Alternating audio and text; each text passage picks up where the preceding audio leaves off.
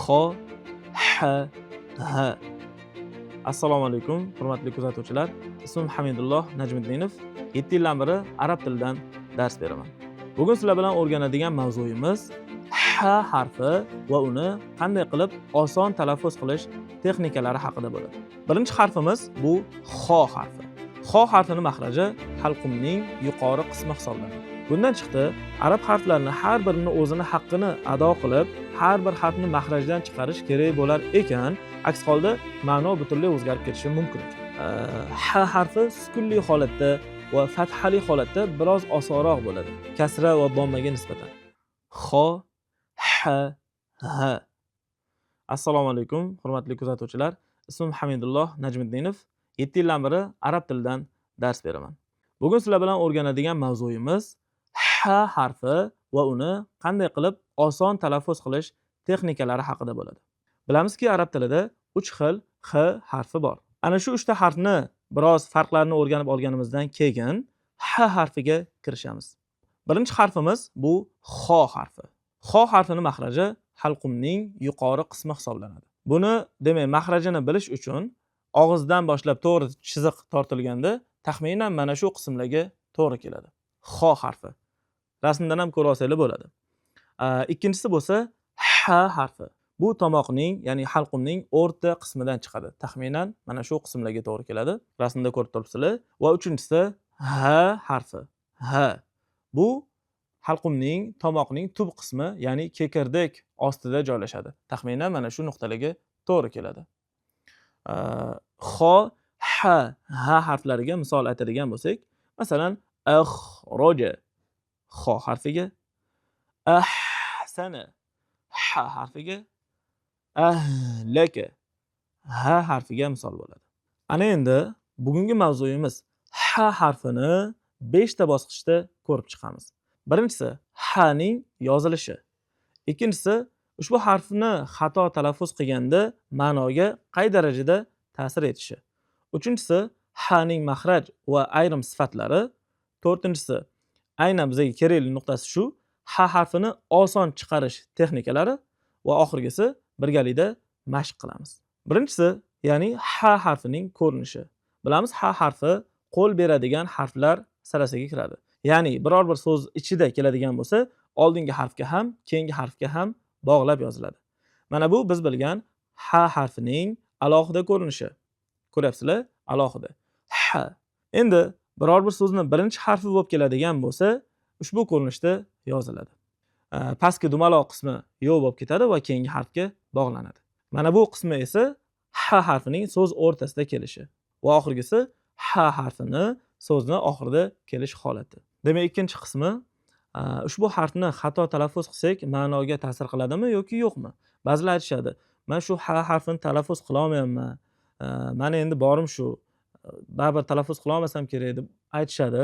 Lekin ha harfi agar noto'g'ri talaffuz qilinsa yoki boshqa bir harf o'rnida ishlatib qo'yiladigan bo'lsa, ma'no butunlay o'zgaradi.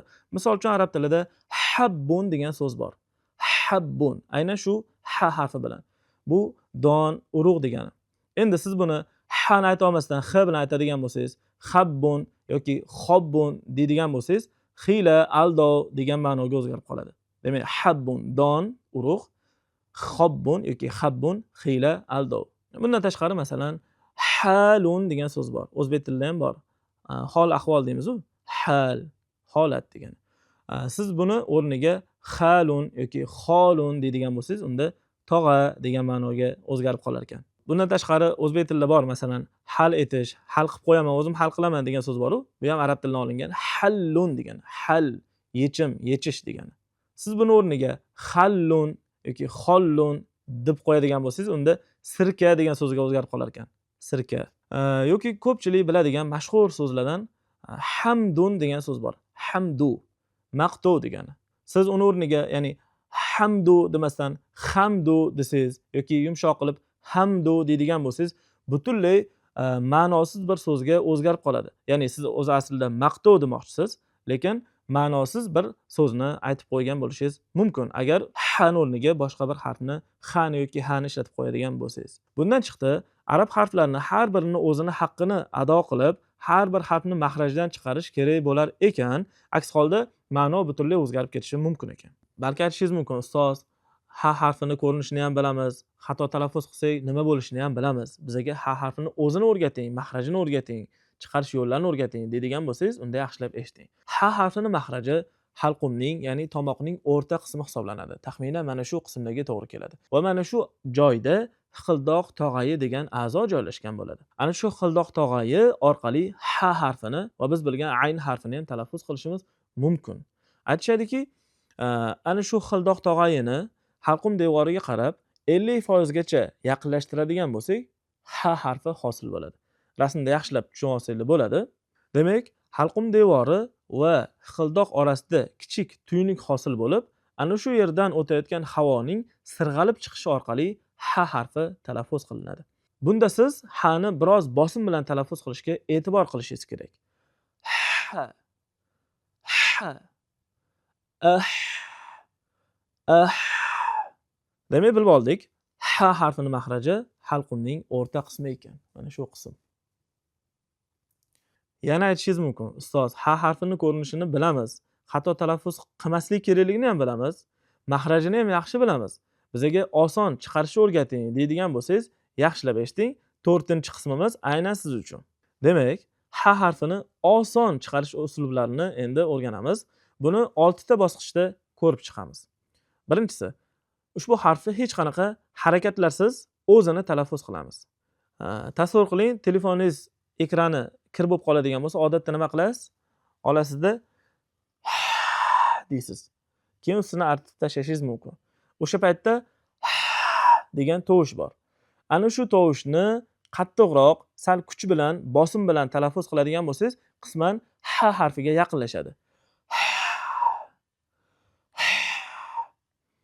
Hozirroq videoni pauza qilasizda 15 martacha, taxminan 15 martacha deb ko'rasiz. Qani, boshladik. Xo'sh, qalay, mashq qildingizmi? Ozgina bo'lsa ham o'xshadimi?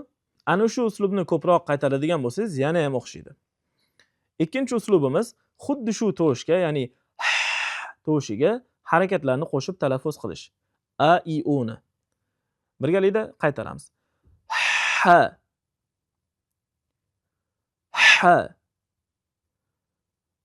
Hi. Hi. Hu. Hu. Yana o'sha uslub, videoni pauza qilasiz va 15 marta qaytarasiz.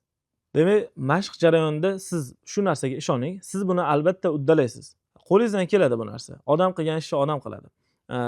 Bilamiz, o'sha insonning organlari, ya'ni og'iz organlari, talaffuz organlari hammada bir xil. Demak, kimdir bu harfni to'g'ri talaffuz qila oldimi, siz ham buni uddalay olasiz. Shunchaki kimdir osonroq o'rganishi mumkin, kimdir ko'proq mashq orqali o'rganishi mumkin. Bir kunda o'rgana olmasangiz, bir haftada o'rganing. Bir haftada bo'lmasa, bir oylab mashq qiling kerak bo'lsa. Muhimi o'rganing. Hechdan ko'ra kech deyshadi-yu. Men oldimga o'quvchilarim kelib, ustoz, bir haftadan beri mashq qilaman, o'zgarish juda ham kam deyshadi. O'zgarish bormi desam, ha, lekin juda ham kam deyshadi. Xo'p, o'zgarish bo'lsa bo'ldi. Siz bir hafta oldingi holatingizdan ko'ra hozirgi holatingiz yaxshiroq bo'lsa bo'ldi. Yana bir hafta mashq qiling, bundan yaxshiroq bo'ladi. Bir oy mashq qiling, bundan ham yaxshiroq bo'ladi. Siz shuncha umringizni harf tanimasdan o'tkazgansiz-ku. Yana ozgina shug'ullansangiz, ya'ni arab harflariga, arab tiliga vaqtingizni sarflaydigan bo'lsangiz, bu hech qanaqasiga zarar emas. Vaqtingizni isrof qilgan bo'lmaysiz. 2 oyda o'rganing, 3 oyda o'rganing, hech qisi yo'q. Muhimi o'rgansangiz bo'ldi. 3-chi mashqimiz ha harfini sukunli holatda talaffuz qilamiz. Bunda undan oldingi harakatni a bo'lsa a ni, i bo'lsa i, u bo'lsa u ni ko'proq cho'zib turish orqali mashq qilamiz. Ha harfini ham sukunli holatda taxminan 2 harakat ushlab turishimiz kerak. Qani boshladik.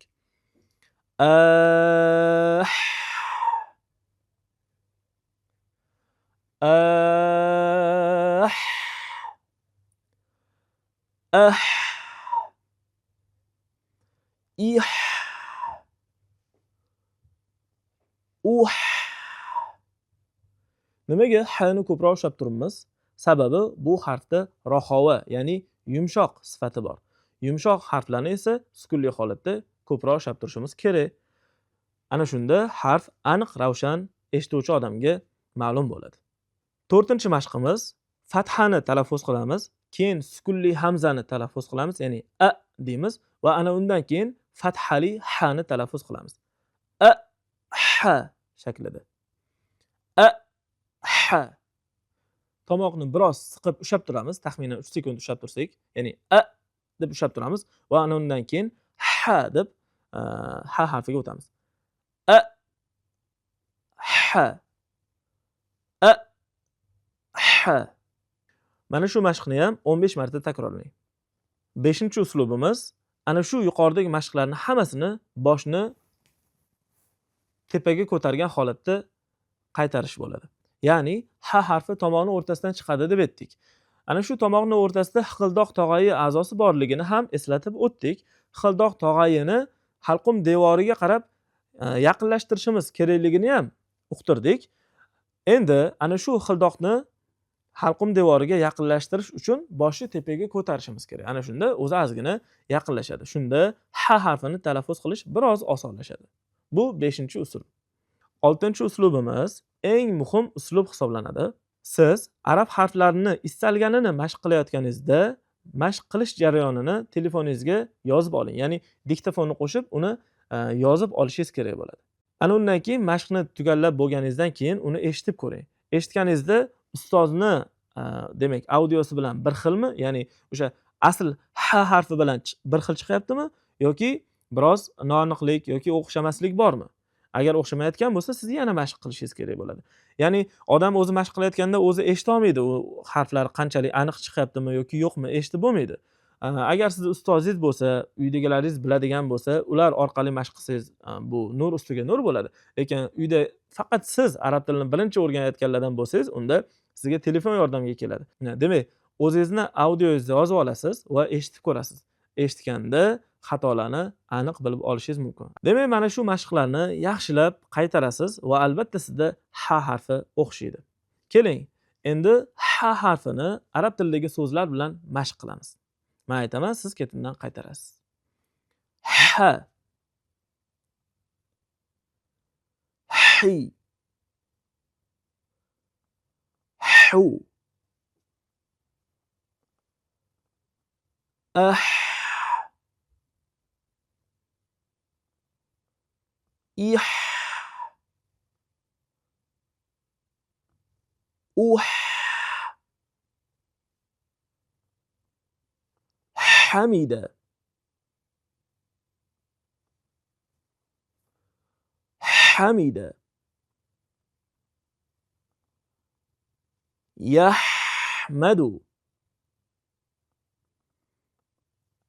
يحمد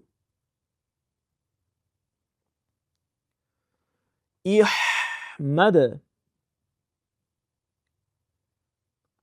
إحمد حسن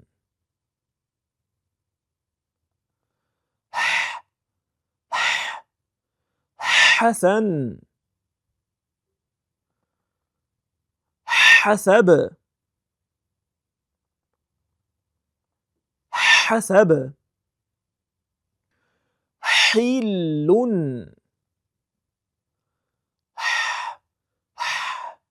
حل حي حي. Demak, siz ha harfini mashq qilishda avvalo qisqaroq so'zlardan foydalaning. Ha harfi sukunli holatda va fathali holatda biroz osonroq bo'ladi, kasra va dommaga nisbatan. Demak, avvalo sukun va fathali holatini mashq qiling. Istalgan arab so'zini topib, demak, fatha va sukunli holatini mashq qilasiz. Ana undan keyin biroz o'xshagandan keyin kasra va dommani mashq qilishingiz mumkin. Yana unutmang, ha harfi hammada chiqadi. Hattoki sizda ham. Faqat ko'proq mashq qilishingiz kerak bo'ladi. Agar mana shu maslahatlarga amal qilib, ha harfini jiddiyroq shug'ullanadigan bo'lsangiz, boshqa videoni ko'rishga hojat qolmaydi. Ushbu videoni ko'rib, ha harfini o'rgansangiz va sizda o'zgarish bo'lsa, albatta natijasini izohlarda yozib qoldiring. Biz bundan faqatgina xursand bo'lamiz. Arab tilini offlayn tarzda ustoz orqali o'rganmoqchi bo'lsangiz, Mudarris akademiyasiga murojaat qiling.